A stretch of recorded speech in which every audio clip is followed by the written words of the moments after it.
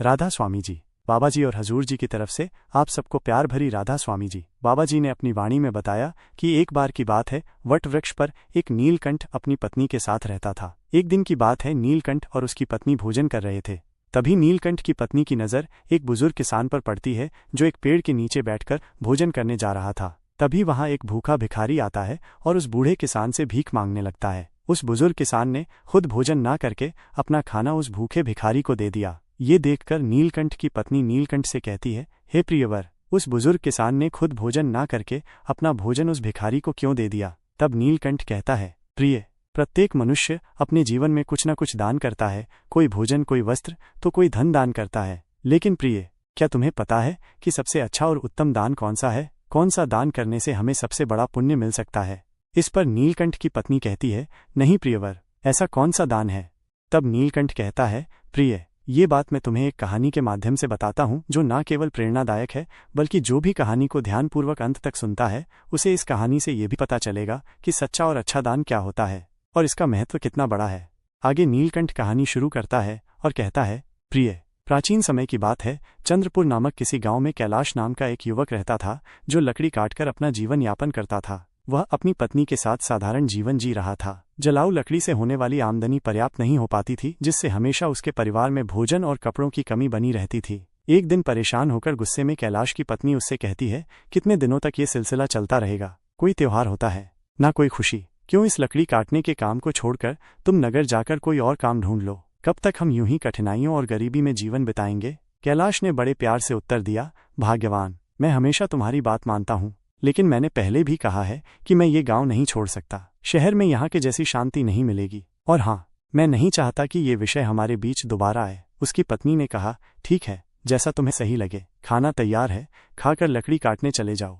साथ संगत जी, कैलाश भोजन करके लकड़ी काटने के लिए जंगल की ओर निकल पड़ा। चलते चलते वो काफी दूर पहुंच गया। वह सोचने लगा, आज तो बहुत दूर आ गया हूँ, मुझे एक बड़ा पेड़ चाहिए जिससे आज अच्छी आमदनी हो जाए। लेकिन ऐसा कोई बड़ा वृक्ष नजर नहीं आ रहा। वहाँ एक पेड़ है पर छोटा है, चलो आज के लिए इसी से काम चला लेता हूँ। कैलाश ने वो पेड़ काटा और सिर पर जलाऊ लकड़ी का गट्ठर रखकर नगर की ओर बेचने के लिए निकल पड़ा। लेकिन नगर पहुंचने पर उसने देखा कि लकड़ी खरीदने वाला कोई नहीं था। वह सोचने लगा, क्या मुझे ये सारी लकड़ियां वापस घर ले जानी पड़ेंगी? तभी रास्ते में एक पंडित ने उसे आवाज लगाई, सुनो लकड़ी बेचने वाले, इधर आओ, ये लकड़ियां कितने की है?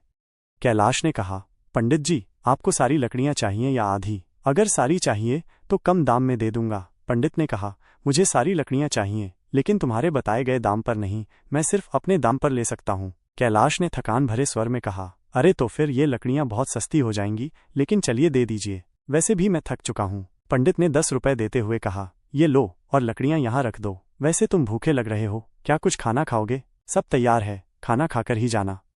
कैलाश ने कहा, मुझे भूख तो बहुत लगी है, लेकिन अगर मैं खाऊंगा तो आपके लिए खाना नहीं बचेगा, रहने दीजिए, मैं घर जाकर खा लूंगा। पंडित मुस्कुराते हुए बोले, चिंता मत करो, यहाँ इतना खाना है कि 20 लोग और खा सकते हैं, जब भी भूख लगे यहाँ आया करो। कैलाश ने पूछा, क्या आप हमेशा ही सबको ऐसे खाना खिलाते हैं? पंडित ने उत्तर दिया, जब तक परमात्मा ने मुझ पर कृपा बना रखी है मैं ये करता रहूंगा, ये सब उनकी मर्जी है। कैलाश ने कहा, ठीक है, तो मैं आज खाना यहीं पर खाऊंगा। उस दिन कैलाश ने उस पंडित के घर भर पेट भोजन किया और धन्यवाद देते हुए बोला, पंडित जी, आप बहुत ही दयालु और नेक दिल इंसान हैं। ऐसा अच्छा काम करने में मैं आपकी मदद करना चाहता हूँ। अब से मैं लकड़ियां 10 रुपए में ही दिया करूंगा। पंडित ने कहा, बेटा सकुशल घर जाना। कैलाश ने काटी हुई सारी लकड़ियां पंडित को 10 रुपए में दे दी और घर की ओर निकल गया। घर पहुंचते ही उसकी पत्नी ने पूछा, इतनी देर क्यों हो गई? क्या आज लकड़ियों का अच्छा सौदा मिल गया? लाओ पैसे। कैलाश ने उत्तर दिया, देखो सौदा अच्छा तो नहीं था, आज केवल 10 रुपए ही मिले हैं, ये लो। उसकी पत्नी ने आश्चर्य से पूछा, क्या सच में तुम मुझे केवल 10 रुपए दे रहे हो? मैंने सोचा था कि आज शायद 2 गुना कमा कर लाओगे, लेकिन तुमने तो आधे ही दिए हैं। इतनी देर तक तुम कहाँ थे, क्या कर रहे थे? तब कैलाश ने उत्तर दिया, मैं लकड़ियां बेचने गया था, लेकिन खरीदने वाला कोई नहीं मिला। फिर पास के नगर में धर्मपाल पंडित नामक एक विद्वान के घर चला गया। उनके यहाँ जो भी जाता है वे उसे प्यार से भोजन कराते हैं। ऐसे लोगों के लिए हमें कुछ करना चाहिए। उसकी पत्नी ने पूछा, हमेशा खाना खिलाते हैं? फिर तो वे बहुत अमीर होंगे, नहीं तो इतने लोगों को खाना कैसे खिलाते हैं? और तुमने उनकी मदद कैसे की? कैलाश ने कहा, वे उतने अमीर नहीं हैं जितना तुम सोच रही हो। वे एक अच्छी भावना रखते हैं और उस नगर के मंदिर के पुजारी हैं। वे अपनी मेहनत की कमाई से ही सबको खिलाते हैं। मैंने उनकी मदद के लिए कहा कि मैं उनके लिए हमेशा लकड़ियां 10 रुपये में ही काट कर दे दिया करूंगा। उसकी पत्नी ने कहा, क्या इतना काफ़ी है? अगर तुम 2 गट्ठर लकड़ी नहीं काट सकते तो हर दिन 10 रुपये में घर कैसे चलेगा? मुझे बताओ। कैलाश ने उत्तर दिया, मैं अपनी हर कोशिश करूंगा और जो भगवान की इच्छा होगी वो होगा। आज मैंने उनके घर खाना खाया है, एक दिन तुम्हें भी वहां ले चलूंगा। इसके बाद कैलाश ने हर दिन जलाऊ लकड़ी काटी और अपने वादे के मुताबिक पंडित को सिर्फ 10 रुपये में ही बेचा।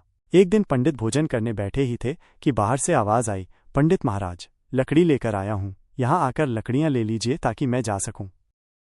पंडित ने बाहर आकर कहा, कैलाश, मैं तुम्हें 10 रुपये नहीं दे सकता, तुम अपनी लकड़ियां वापस ले जाओ। कैलाश ने कहा, पैसे कल दे देना, लेकिन लकड़ियां यही छोड़ूंगा। मुझे बहुत भूख लगी है, क्या आप मुझे भोजन दे सकते हैं? वैसे भी आप सबको खिलाते हैं। पंडित ने मुस्कुराते हुए कहा, क्यों नहीं कैलाश, पहले अपने हाथ पैर धो लो, तब तक मैं भोजन की व्यवस्था करता हूँ। पंडित ने घर के अंदर जाकर अपनी पत्नी से ये बात कही। उसकी पत्नी बोली, आपने ऐसा वादा क्यों किया? हमारे घर में खाने के लिए कुछ भी नहीं बचा है, सिवाय उस भोजन के जो मैंने अभी आपको परोसा है। पंडित की पत्नी बोली, इस समय हम कैलाश को कैसे खिलाएंगे? सारा खाना खत्म हो चुका है, क्या आपको ये नहीं पता? पंडित बोले, अरे इसमें कौन सी बड़ी बात हो गई, तुमने जो खाना परोसा है वह कैलाश के लिए पर्याप्त है। मैं सोच रहा हूँ कि आज उपवास कर लूँ। पंडित की पत्नी बोली, मुझे बताओ तुम ऐसा कितनी बार करोगे? जब हमारे पास खुद के लिए भी पर्याप्त नहीं है तो दूसरों के लिए इतना सब क्यों करते हो? ये सब कहाँ से आएगा? पंडित बोले, ईश्वर सब कुछ देते हैं, पहले कैलाश को भोजन परोस दो। मित्रों, पंडित ऐसे ही लोगों को भोजन कराते थे, भले ही उनके पास स्वयं के लिए भी कुछ न हो। एक दिन कैलाश लकड़ी काटने जंगल गया। उसने सोचा, जंगल के किनारे के सारे सूखे पेड़ तो मैं पहले ही काट चुका हूँ, अब जो बचे हैं वे सब हरे पेड़ हैं। जंगल के अंदर जाना थोड़ा मुश्किल लग रहा है, मैं इससे पहले कभी इतना अंदर नहीं गया, यहाँ जंगली जानवर भी हो सकते हैं, अगर मुझे कुछ हो गया तो क्या होगा? ये सोचकर वो जंगल के भीतर डरते डरते चला गया। वह काफी दूर निकल गया, लेकिन कोई उपयुक्त पेड़ नहीं मिला। अचानक उसे एक बड़ा पेड़ दिखा। उसने सोचा, ये शाखा तो काफी मजबूत है, इसे काटूं तो 3 गट्ठर लकड़ी बन जाएंगे, पहले ही बहुत देर हो चुकी है। ये सोचकर कैलाश उस पेड़ पर चढ़ गया। वह उसी शाखा पर बैठ गया और उसी को काटने लगा। शाखा बहुत बड़ी थी, इसलिए कटने के बाद वो बगल के पेड़ और एक छोटे टीले के पास गिर गई। तभी अचानक वहां एक साधु प्रकट हुए और बोले, मेरी तपस्या किसने भंग की? लगता है ये तुम ही थे। साधु क्रोध से भर गए और बोले, मैं तुम्हें श्राप देता हूँ कि तुम कुत्ते बन जाओगे। कैलाश घबरा गया और बोला, महाराज, मुझे माफ कर दीजिए, मुझे नहीं पता था कि आप यहाँ तपस्या कर रहे हैं। साधु बोले, मैं यहाँ वर्षों से तपस्या कर रहा हूँ, तुमने मेरी तपस्या तोड़ी है, इसलिए तुम इस पाप के भागीदार हो। कैलाश ने विनती की, महाराज, मैं रोज लकड़ियां काटने आता हूँ और उन्हें बेचकर अपनी आजीविका चलाता हूँ, मैंने जानबूझकर ऐसा नहीं किया, कृपया इस श्राप को वापस ले लीजिए। यह सुनकर साधु का गुस्सा थोड़ा शांत हुआ। तब वे कैलाश से बोले, मैंने जो श्राप तुम्हें दिया है इसे वापस लेना संभव नहीं है, लेकिन एक उपाय है जिससे तुम इस श्राप से मुक्त हो सकते हो। कैलाश ने पूछा, कृपया मुझे उपाय बताइए महाराज, मैं इस श्राप से कैसे मुक्त हो सकता हूँ? साधु बोले, तुम ऐसे 2 लोगों को ढूंढो जो सबसे अच्छा दान करते हो, उनके भोजन के बाद बचा हुआ एक भी दाना खा लेने से तुम्हारे श्राप का असर धीरे धीरे समाप्त होने लगेगा। जब तुम पूरी तरह सफेद हो जाओगे तब इस श्राप से मुक्त हो जाओगे। कैलाश ने रोते हुए कहा, महाराज, मैं अपनी पत्नी का सहारा हूँ, लकड़ियां बेचकर जो पैसे लाता हूँ उससे हमारा गुजारा होता है, अब मैं कुत्ता बन गया हूँ तो मेरा अब क्या होगा? साधु बोले, चिंता मत करो, ईश्वर मदद करेंगे, जब तुम्हारा श्राप टूटेगा तब तुम्हारा जीवन सुखी हो जाएगा, धन धान्य से भरा होगा और तुम्हें हर कष्ट से मुक्ति मिलेगी। ये कहते हुए साधु वहां से चले गए। कैलाश साधु के श्राप के कारण कुत्ते में बदल जाता है। इसके बाद कैलाश श्राप से छुटकारा पाने के लिए यात्रा पर निकल पड़ता है। वह सोचने लगता है, जैसा साधु ने कहा, मुझे सबसे अच्छा दान देने वाले कहाँ मिलेंगे? मेरी समझ में कुछ नहीं आ रहा। हाँ पंडित जी, वो बड़े ही उदार और नेक दिल व्यक्ति हैं, अब मैं सबसे पहले उन्हीं के पास जाता हूँ। कैलाश कुत्ते के रूप में पंडित के घर पहुँचता है। पंडित अपनी पत्नी से कहते हैं, चलो अच्छा हुआ, आज मैं बिना किसी बाधा के सभी मेहमानों को भोजन खिला पाया, सच में भगवान की कृपा है। पंडित के भोजन कर लेने के बाद उनकी पत्नी ने बचे हुए भोजन को बाहर फेंक दिया। कैलाश कुत्ते के रूप में वहां पहुंचा और पंडित के बचे हुए भोजन को खा लिया। खाना खाते ही उसका आधा शरीर सफेद हो गया। कैलाश खुशी से कहता है, मुझे पता था कि पंडित जी बहुत ही दयालु व्यक्ति हैं, मुझे आधे से मुक्ति मिल गई, लेकिन पूरी तरह मुक्त होने के लिए मुझे किसी और को ढूंढना होगा। ये सोचते हुए कैलाश आगे बढ़ता है। वो कहता है, अगर मैं इस श्राप से मुक्त हो गया तो मैं सुख समृद्धि और शांति के साथ जीवन जीऊंगा। इतना कहकर कैलाश दूसरे व्यक्ति की तलाश में निकल पड़ता है। एक दिन वो मोहन नाम के एक युवक को हल जोतते हुए देखता है। कैलाश कुत्ते के रूप में उसके घर के सामने बैठ जाता है। तभी राम नाम का एक व्यक्ति वहां से गाय लेकर जाता है। वह कहता है, मोहन बहुत ही नेक इंसान है। वह सिर्फ मुझे ही नहीं, कई और लोगों को भी गाय दान कर रहा है। ऐसे व्यक्ति को आशीर्वाद मिलना चाहिए। कैलाश यह सुनकर सोचता है, वाह, आज मुझे श्राप से मुक्ति मिल जाएगी। मोहन भी पंडित जी के जैसे ही दयालु होंगे। अब देखता हूँ वह कब भोजन करते हैं। कैलाश वहां बहुत देर तक इंतजार करता है। मोहन ने जब भोजन किया और पत्तल को बाहर फेंक दिया तो कैलाश तुरंत उस पत्तल पर बचा हुआ खाना खा लेता है। लेकिन ये देखकर वो हैरान रह जाता है। वह कहता है, अरे, मेरे शरीर का रंग नहीं बदला। मोहन ने तो गाय का दान भी किया था, फिर भी ये क्यों नहीं हुआ? मुझे कुछ समझ नहीं आ रहा। थोड़ी देर बाद कैलाश वापस पंडित जी के घर के बाहर आकर बैठ गया। वहां उसने दो युवकों को बातचीत करते हुए सुना। पहला युवक बोला, अरे भाई, आज मोहन ने फिर गाय का दान दिया। दूसरा युवक बोला, हाँ, वो चाहे कितना भी बड़ा दानी दिखे, लेकिन हमेशा नगर के बाहर वालों को ही बुलाकर दान करता है। सच जानोगे तो हैरान रह जाओगे। उसकी सारी गाय 2 महीने से ज्यादा दूध नहीं देती। पहला युवक चौंक कर बोला, क्या? अगर वो ऐसा करता है तो उसे अवश्य ही पाप लगेगा। हमारे राजा की तरह कोई और नहीं कर सकता। वो एक महान दानी है। 1 हफ्ते खाना बांट रहे हैं और कल आखिरी दिन अन्नदान के साथ वस्त्र दान भी करेंगे। राजा खुद वहां सबके साथ 1 हफ्ते से खाना खा रहे हैं। कभी उनके जैसा परोपकारी देखा है कहीं? अरे ये तो कुछ भी नहीं। उन्होंने हमारे नगर में अच्छी सड़कें बनवाई हैं, हर जगह कुएं और तालाब खुदवा दिए हैं। सच में उन्होंने हमारे लिए बहुत कुछ किया है। ऐसा धर्मात्मा मैंने कभी नहीं देखा। ये बातें सुनकर कैलाश बहुत खुश हुआ। उसके मन में विचार आया, चलो अब तो तय है कि मुझे मेरे श्राप से मुक्ति मिल जाएगी। मुझे तुरंत राजा के पास जाना चाहिए। वो राजमहल में नहीं बल्कि लोगों के साथ खाना खा रहे हैं। इस अवसर का लाभ उठाना चाहिए। अगले ही दिन कैलाश उस जगह पहुंच गया जहां राजा भोजन करा रहे थे। वहां उसने राजा को कपड़े बांटते हुए देखा। वह सोचने लगा, राजा कितने महान हैं। वह भोजन देने के साथ साथ सभी को वस्त्र भी बांट रहे हैं। मैं जिन अच्छे लोगों को ढूंढ रहा था, निश्चय ही ये वही व्यक्ति है। मुझे उनके भोजन के बाद इंतजार करना होगा। राजा के भोजन करने के बाद सैनिक उस पत्ते को बाहर फेंक देते हैं जिसमें राजा ने खाना खाया था। यह देखकर कैलाश वहां गया और उस पत्ते में से बचा हुआ खाना खा लिया। लेकिन यह देखकर वो चौंक गया। उसने कहा, अरे, यह क्या? इतने महान दानी राजा का भोजन करने के बाद भी मेरा रंग नहीं बदला। यह श्राप तो किसी दूसरी वजह से लग रहा है। मुझे तुरंत उस साधु के पास जाना चाहिए जिन्होंने मुझे यह श्राप दिया। कैलाश उस स्थान पर पहुंचता है जहां साधु मौजूद थे। वह साधु को प्रणाम करता है। साधु उसे निराश देखकर पूछते हैं, क्या हुआ कैलाश? ऐसा लगता है कि तुम्हें अभी तक केवल एक ही सही व्यक्ति मिला है। तुम्हारा केवल आधा रंग ही बदला है। क्या तुम्हें और कोई नहीं मिला? श्राप मिले हुए भी काफी समय हो गया।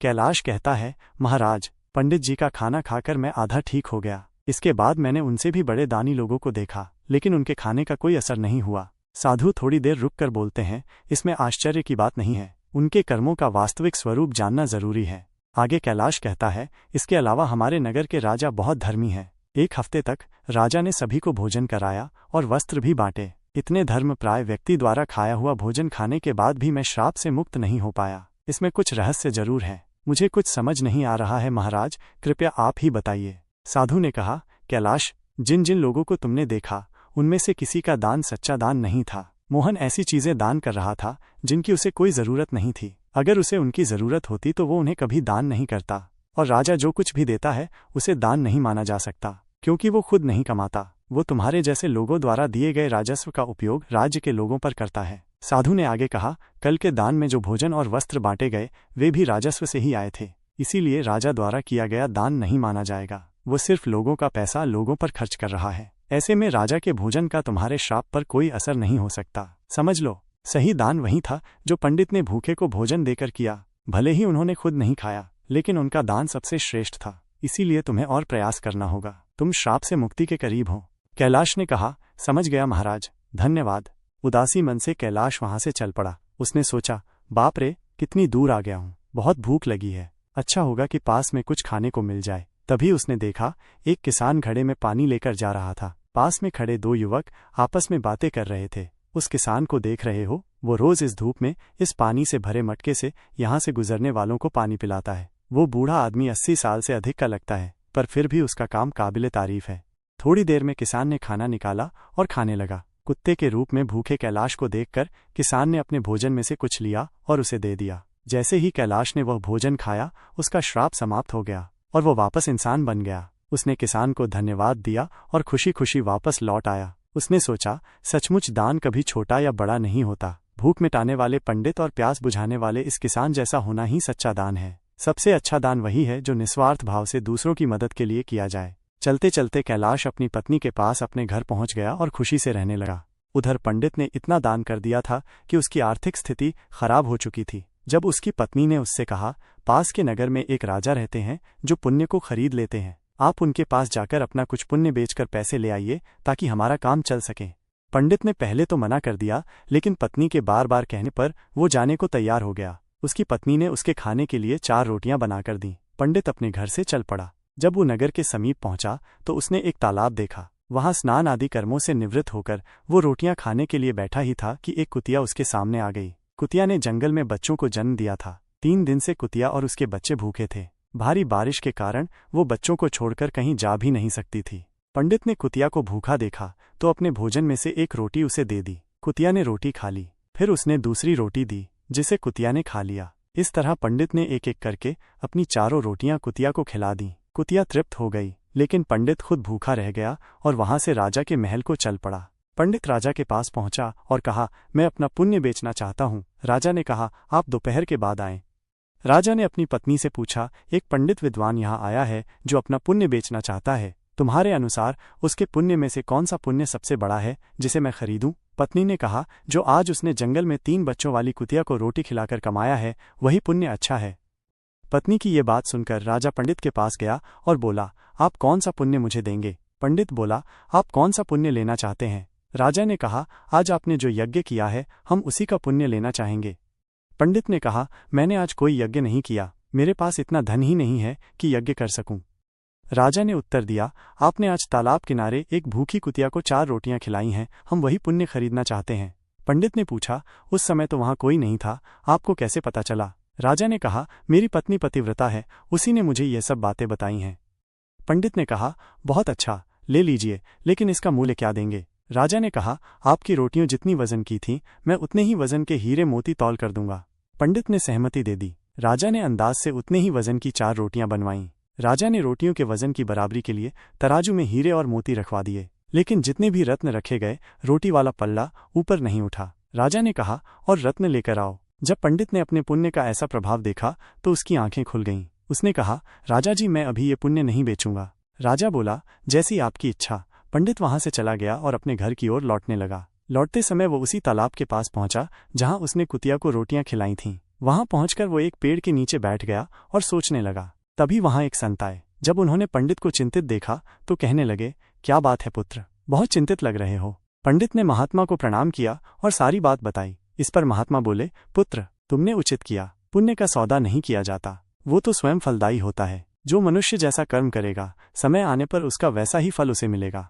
महात्मा की बात सुनकर पंडित को शांति मिली और वो महात्मा से विदा लेकर अपने घर को जाने लगा। तब महात्मा ने पंडित को एक पोटली देते हुए कहा, पुत्र, इसे लेते जाओ, इसमें कुछ मेवे हैं, रात्रि के भोजन उपरांत इनका सेवन करना, तुम्हारा कल्याण होगा।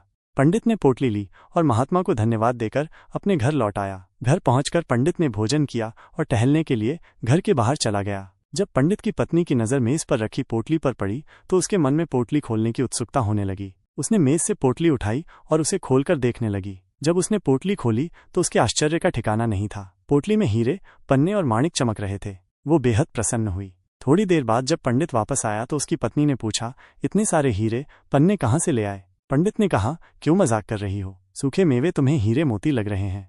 पत्नी बोली, मजाक नहीं कर रही, मैंने खुद पोटली खोलकर देखी है, उसमें तो ढेर के ढेर बेशकीमती हीरे पन्ने भरे पड़े हैं। पंडित बोला, मुझे लाकर दिखाओ। पत्नी ने पोटली को उसके सामने रख दिया। पंडित उन्हें देखकर चकित रह गया। वो समझ गया कि ये सब उसी पुण्य का प्रभाव है जो उसने कुतिया को रोटियां खिलाने से प्राप्त किया था, और वो महात्मा कोई और नहीं, साक्षात परमात्मा थे।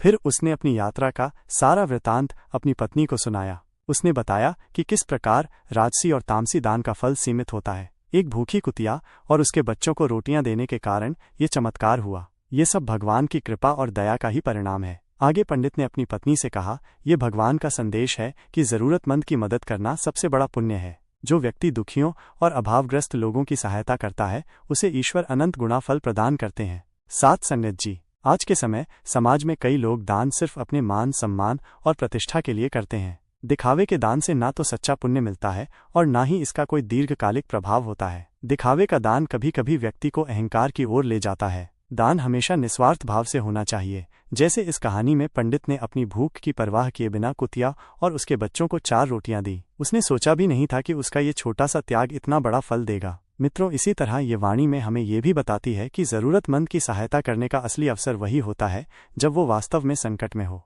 आपदा के समय दिया गया थोड़ा सा सहयोग भी अनमोल हो सकता है। ये न केवल जरूरतमंद व्यक्ति के जीवन को बदलता है बल्कि देने वाले के जीवन में भी सकारात्मक परिवर्तन लाता है। जब कोई व्यक्ति त्याग की भावना से प्रेरित होकर दान करता है तो उसके अंदर से माया के मोह का अंत हो जाता है। ये त्याग मनुष्य को अहंकार से मुक्त करता है और उसे ईश्वर के समीप ले जाता है। साथ संगत जी, इस कहानी का यही संदेश है कि सच्चा पुण्य त्याग और निस्वार्थ सेवा में है। निस्वार्थ भाव से किया गया दान ही सच्चा और उत्तम दान है। हर मनुष्य को ये प्रयास करना चाहिए कि वो अपनी क्षमता के अनुसार दान पुण्य और ज़रूरतमंदों की मदद करे। ज़रूरतमंद की सेवा करना ही सच्चा धर्म है। जैसे पंछी के पानी पीने से नदी का पानी कम नहीं होता, ठीक उसी प्रकार सामर्थ्य अनुसार दान करने से धन खत्म नहीं होता। साथ संगत जी, अगर आपको वीडियो अच्छी लगी हो तो हमारे नाम रतन चैनल को सब्सक्राइब कर दीजिए। राधा स्वामी जी।